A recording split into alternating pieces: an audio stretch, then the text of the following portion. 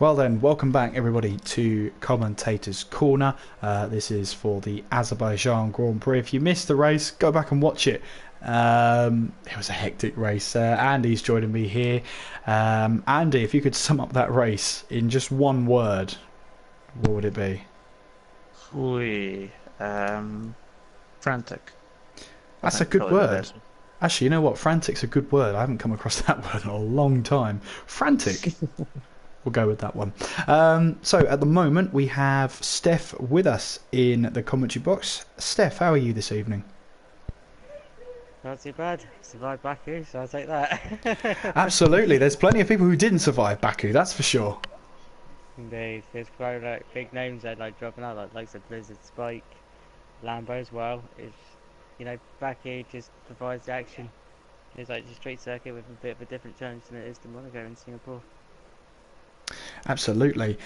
Spike wants an invite to Commentators Corner, Andy. Ah, yes, you've suggested it to me. Fantastic. When I get a chance, I'll invite you to the party, Spike. In the meantime, Steph, just talk to us about the race. Obviously, you've got all the people retiring at the bottom of the screen. It must be a huge boost to you to see the higher drivers retire from the race. You must be thinking there's some good chance of points. Well, it's just like especially like for the start. It's just I thought okay, I'll try to see if I can get a couple positions and then just like try to keep constant and just keep within the car in front but not too close. And obviously going at the end of that one, and unfortunately like saw Spike's name come up, I was just like, oh damn it, where's he lost his car? And then obviously lost it at the fast right-hander just before the main straight. I just thought, okay, that's free position come up, and then just like carry on even more, and obviously like cars making mistakes in front, not doing nothing, but just making mistakes with the front wings and losing the front wings, and I just thought, okay, yeah, I'll take more positions, just keep my wing in checked. And then just before my pit stop, it's just like Blizzard just coming out of the pits. Is like, okay, I managed to leapfrog Blizzard, even though I wasn't really battling with him, and obviously messed it up heading down towards 10-3 on my braking. But I thought at that point I was thinking, no, I'm the next victim. But no, I managed to damage my wing very lightly. Do like a couple of laps with it just to try and eat back time, and then to pit stop. And the next thing is just Blizzard went out a few laps later on, and then obviously Lambo as well. Yeah, absolutely. You must be really happy with your points haul today then. I just literally, like I said, back in China, just like Baku was my main objective to survive it, and I did survive it. And obviously, points was just the top of the cherry. Let's put it that way. Yeah, absolutely. Andy, do you have any questions? Yeah, you mentioned obviously the little bit of wing damage that you picked up, Steph. How did that happen? Because I mean, I don't know if Kieran caught it on the stream, but I didn't catch it. And the second question would be, being that far back, how mental was it in those opening laps? Because it looked absolutely crazy watching the cars coming through some of the corners side by side, nearly three wide and some bits. So, where did you get the damage, and how was it being in that melee? So obviously, from like get my wing damage, obviously I just managed to like get in front of Blizzard when he was coming out of the pits. I head down 10-3. It's like Luke Blizzard was coming up behind me. I was thinking, right, where's he going to go? Is he going to go down my left or is he going to go down my right? Even though I was keeping my car in the middle. Literally just like knocked on my brakes, and next to this my car started a little bit violently, and the back end started to like just came on loose, and like pretty much trying to correct the spin on it, corrected it. Obviously heading towards the wall and just thinking, right, just turn it a little bit more just to try not to get it at a right point to damage my front wheel, particularly my front right. Got away with the orange front ring, so I was like, okay, took that. At the start, especially through that melee, being in the midfield pack, well, late bit of the midfield pack, um, managed to get up to a good decent start. And obviously getting down towards turn one, I was a little bit cautious, but not over cautious, because obviously I had to bear in mind the cars behind me, like, they're trying to jump my position as well. Next thing I know, I had the teammate going down the left hand side of me, which I think it was a teammate, and then obviously once I left him room, didn't realise Plaster was on my right, but I left him just enough room so it didn't cause a cast width infringement. But despite getting that, we literally got through unscathed and pretty much progress from there. We've got Spain coming up next, Steph. Just talk to us about the track. Are you looking forward to it, and where do you expect to finish? I don't mind Spain. I actually quite love Spain. Then again, it depends on what everything that happens. Obviously, after like today, anything can happen. Also depending on the weather. Like I say, probably like to go for points, but obviously this season particularly, is obviously you got quick pacey drivers, and some tracks they prefer like normal open racetrack circuits and just street circuits. So yeah, I'm just happy just to get like points and just didn't go one better than last season. Oh, great stuff. I'll leave any final questions to you then, Andy. I don't have any final questions. I'll just let Steph do his usual Thursday night plug. Thank you very much. Right, so for Thursday, for Friday, sorry, if I get my days right. It's been a long week. It's been a long week. Bear with me. So yeah, so for tomorrow night then, we have got a special event. It's the in-season Challenge Cup, and it's a classic one. We have got Ferrari 2002s going around Brazil for tomorrow night. So it'll be again same time as always, 8 o'clock. Hope you can tune in. It'll be an absolutely amazing race. It'll be the same format as in qualifying and race structure. Just the fact that is in the old classic Ferrari 2002. Oh, that'll be fun round into Lagos. Yeah, absolutely. Especially with the weather involved as well. Also for you guys as well, if you didn't see yesterday's race, you can watch it back on the stream on the ASR Amazing Q stream link, which I should get provided in the comments, so the easy link. But if you don't want to see the race but want to know the results, we did win the second leg, but unfortunately we did not win the overall. We only missed out by literally a very few points. Absolutely. All the stream links are on the TTG Esports Gaming Twitter, so you can go over there and see the race unfold. But thank you very much for talking to us, Steph, and we look forward to seeing you at the Circuit Barcelona, the Circuit de Catalunya. Thank you very much, guys. It's been a pleasure as always. You guys doing a good job in the comments. Thank you very much, Steph. Take care. We'll see you tomorrow. And you guys, I'll see you tomorrow. Take care. Bye, everybody. Take care. Now, there's been someone who has been waiting very patiently for an invite to Commentators Corner, and that is Spike, so we'll get that invite sent to him now. Just while we're waiting for Spike then, Andy, if you had to pick your driver of the day, who would it be? I said it on the actual race stream. You could have gone with Clifford, Ollie, or the Gort. They all gained 9 places in the race. You could, if you're looking at it in that sense, you could have gone with any one of them. But I went with, I think, Clifford. He avoided some of the carnage going on around, made the soft tyres last as long as he needed to.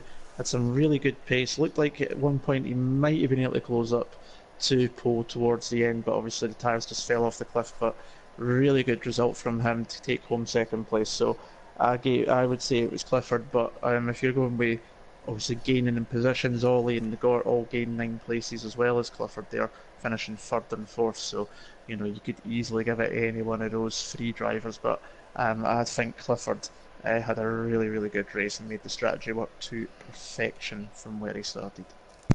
Absolutely. We have someone in the commentary box, Spike, who just about made 20 corners of Azerbaijan before crashing out.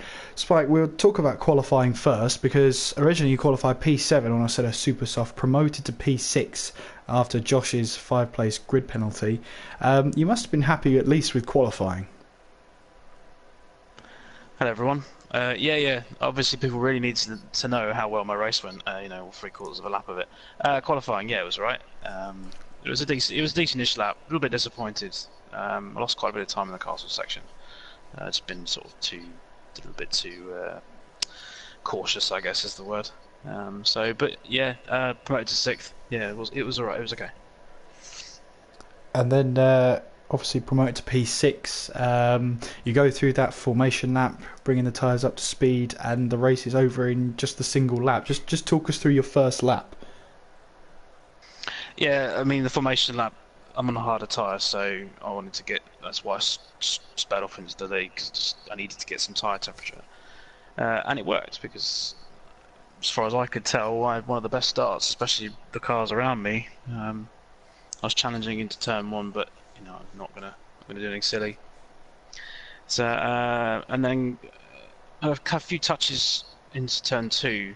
I could hear the sound of my car touching someone from the back, from behind. So a little bit flighty on the way in, and then into turn 3, it was me and Jay into the braking zone, but he's on the grippier tyre. So I think if I tried to brake later than him, I think I would have just ended up in the wall with him. And then following obviously through the middle section because you can't get past anyone, and then I don't know what corner it is, the left-hander before the end of sector 2. Squeezy. I'm not entirely sure what he thought he was going to try and do there, but he was. We made contact, and then it sort of made me. I managed to stay out of the wall basically, and then Lambo got me into the next corner, and then after that I just completely misjudged it. I just turned in way too early, not even like a little bit too early, just way too early, and smashed into the wall, which didn't take me out. As a second hit on the level on the left that took me out, and obviously unfortunately I took Francis with me, so apologies to Francis for that. Obviously ruined his race for him, so unfortunate. So it's 3 retirements out of 4, Spike. Yes, you're welcome. Have to get the stats in. You head towards Spain then. Are you looking forward to Circuit de Catalunya? Yeah, it's a decent track. I quite enjoy driving it. So, it's all ifs and buts now. Who knows where I could have finished today? Obviously, with Blizzard crashing out, he was obviously leading by a country mile. I don't think in any month of Sundays I'd have been anywhere near him, but I could have been somewhere near the front. Obviously, with fresh, I would have had fresher softs for the end, because those super softs they do. When you do the alternate strategy like that, they give you 3 or 4 good laps, and then they sort of tend to just drop off, and then you end up with sort of level playing field between the softs and the super, because there's only one tier between the two. But anyway, going on to Spain, we'll see. Again, I don't really know where I'll be in terms of pace. It doesn't hold great memories, I must admit, Spain, because I was leading, I think, whatever season it was, and then I got a puncture on the last lap. So let's hope that doesn't happen again. I think I remember broadcasting that actually. Yes. I remember watching it back and going, I know what's going to happen next. Oh, I wonder. So, if you had to put yourself in a position for the Spanish Grand Prix, or let me rephrase the question: if there's a position you'd like to finish in, where would it be? Podium would be nice. But do you think you can get a podium? We've got Blizzard. Obviously, I think he's just a little bit quicker than everyone else, especially at certain tracks. He's pretty much untouchable. Other tracks, he's. I mean, like tonight, he was quicker, but he obviously made that mistake in the castle section. So, which is, I don't know. There's 4 or 5 of us that all are reasonably close. So, if everyone has a good race, it kind of like the last race where I finished 6th. I didn't quite have the pace, and I finished 6th. So, it'll be between that and that, I guess. But yeah, finishing would be obviously again number 1. Obviously tonight, that was my intention, obviously. But yeah, just. I don't even know what I was doing. Can't have been looking where I was going or something, I think. Andy, I'll leave you any final questions you might have. Nope, you nicked it again. I do have a knack of doing that. Too good at that. Well, thank you for speaking to us, Spike. Hopefully a bit of luck comes your way at the next race. And thanks for sticking around for the best part of an hour to talk to us. No, I was just watching the stream. Obviously, it kind of petered a little bit towards the end. Obviously, there's quite a few gaps, but it was good to watch and good commentary from yourselves again, guys. Oh, thank you very much. Don't feed my ego too much, Spike. That's- Well, you know, can't feed my own one tonight. You know, tails between the legs, I think. Well, hopefully we'll see you in Spain then, and we'll see you Cheers, mate. on Tuesday. Yeah, take care of yourselves. So then, Andy, Spain next, and then Monaco on Thursday. We've got a good week ahead of us, haven't we? Yeah, back for me next Thursday for Monaco. Obviously Spain first for them, the guys, and yourself on Tuesday night. Very interesting week coming up, and Monaco could be another one like this where we see quite a few retirements, meaning some of the guys towards the midfield could pick up some good points. I just want to give a quick bit actually. Mays, he made a good point actually. I forgot about this. He's just transitioned from pad to wheel, and that 10th place finish tonight was his first ever points while running on the wheel. So I'll give him a shout out for that, because I remember trying to transition from the pad to the wheel, and let's just say it's still a work in progress. Still a work in progress for me, and I don't even race anymore at the moment, so I can understand your pain, Maze. But as Spike said in the chat, as Andy mentioned at the end of the stream, to finish first you must finish. And I think that's a good summation of today. Poe then taking the lead of the championship as we head towards the Spanish Grand Prix. In terms of advertising, well, you can catch the next race on this channel tomorrow night with Steph for TTFL. Of course, you can watch that here on this channel, as I'll be taking you through that Classic Cup that he was talking about, the F2002s. I always find them to be a little bit oversteery. So we'll have to see how they go. Join Steph for that. They're a twitchy car indeed, definitely. And then on Sunday it's TTL F2 back-to-back, China and Baku, 25% races. So we hope you can join us for that, as the F2 guys unleash themselves around that track. Andy, another week down. We've had China, we've had Baku, two dramatic races for two very different reasons. I'm looking forward to next week already. Yeah, Next week's bound to be very good. Monaco especially could really throw up some surprises depending on what happens going into the likes of Saint Devote, into the Grand Hotel Hairpin. The drivers can't think about that just yet. They've got to think about the circuit to Catalonia and Barcelona first of all on Tuesday night. A well-known track to a lot of drivers. Obviously in real life it's used for a lot of testing, so everybody knows it well. Two DRS zones, including the big massive long straight down into turn 1, and some really tricky corners, especially turn 3. It's an absolute tyre killer if you're not careful, and that could really make the tyre strategy interesting as well. But of course the weather might throw itself into the equation. You just never know what's going to happen, and Tuesday night's going to be just as exciting as we've had tonight, and just as exciting as we're going to have next Thursday when we reach Monaco as well. So it's going to be brilliant stuff. You want to see all of that, don't move away from TTTV. In fact, hit that subscribe button and get notified by hitting the bell icon as well. So if you want to make sure you don't miss out, hit that subscribe button and don't miss a single bit of the action in the run up to Christmas.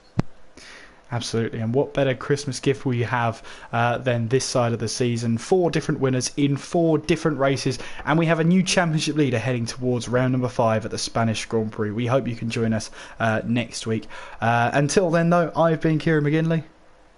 And I've been Andy Campbell. Well, take care of yourselves, and we'll see you next time. Ta-ra.